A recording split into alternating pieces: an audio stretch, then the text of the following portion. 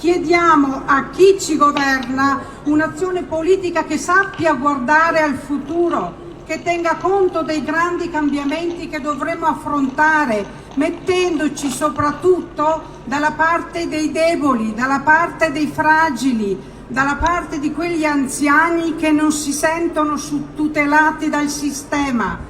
Come pensionati oggi noi vogliamo far sentire la nostra voce per chiedere interventi per tutelare il potere di acquisto delle nostre pensioni.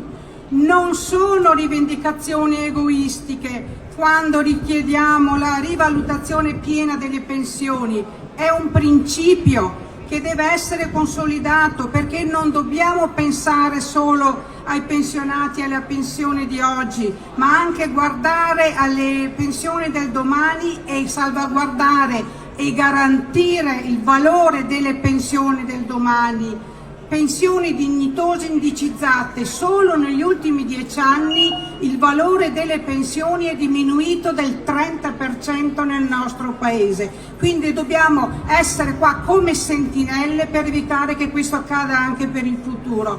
Noi vogliamo e chiediamo un sistema previdenziale consolidato. È impensabile continuare a tenere nell'incertezza lavoratori e lavoratrici, cambiando a seconda dei bisogni elettorali le regole per il pensionamento, a volte in corsa o addirittura con efficacia retroattiva, lo stiamo vedendo in questi giorni. Chi lavora deve avere garanzia e deve sapere qual è il suo orizzonte previdenziale, deve sapere con che pensione andrà al termine della vita lavorativa. Fondo di garanzia per i giovani, pensione integrativa, sostenibile anche da un punto di vista fiscale. Chiediamo che il sistema sanitario venga ulteriormente finanziato e rilanciato. Non un solo euro del PNRR che era destinato alla sanità deve andare perso. Noi dobbiamo rafforzare la sanità territoriale. Chiediamo la piena applicazione della legge delega degli anziani e soprattutto per quanto riguarda la non autosufficienza. È una legge rivoluzionaria, è un principio che parla del benessere di tutti gli anziani, ma se non viene finanziato rimane sulla carta.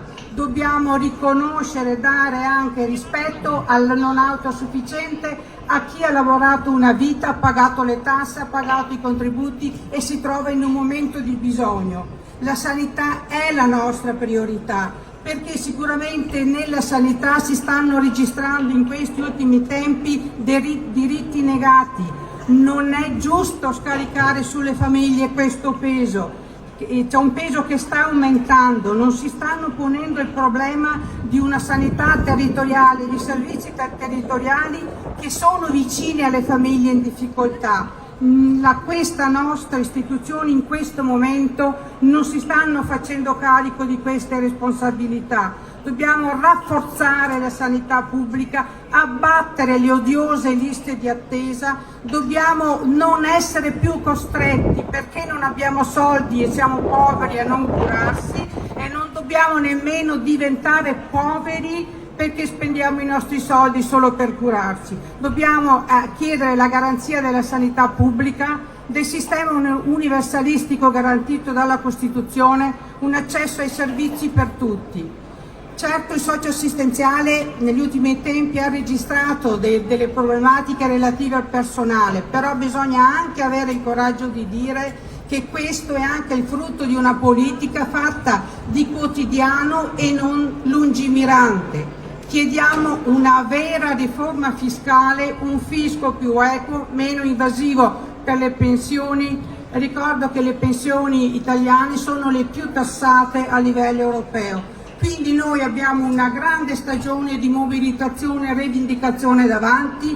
È la manovra che ci aspettavamo? No. Ci dicono che le risorse sono poche e non si può sempre agire in deficit, allora accolgano le richieste della CISLA di una politica che favorisca la crescita, più ricchezza, più redistribuzione, un contrasto vero e non di facciata all'evasione fiscale e contributiva. Tassiamoli finalmente questi extra profitti.